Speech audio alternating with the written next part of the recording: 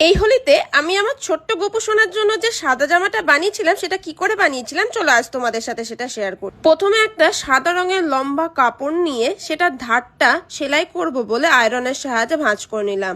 আর ওপরে যে টপটা বানাবো তার জন্য এক টুকরো লম্বা কাপড় কেটে নিলাম, দিয়ে এই যে ধারটা সেলাই করে নিতে হবে। এরপর টপ বানানোর জন্য যে কাপড়টা রেখেছিলাম সেটাও সেলাই করে নিলাম।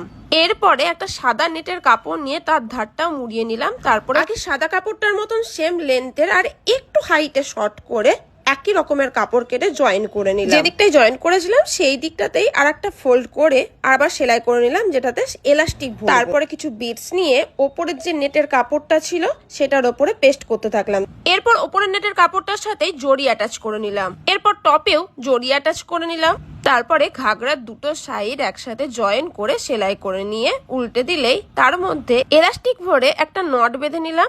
আর যে ওড়নাটা বানিয়েছিলাম বা টপটা বানিয়েছিলাম সেটা এই ঘাগরাটার সাথে অ্যাটাচ করে নিলাম। ব্যাস রেডি আমার গোপু সোনার মিষ্টি সাদা রঙের হোলি স্পেশাল ড্রেস। এটা 2 লেয়ারের ড্রেস।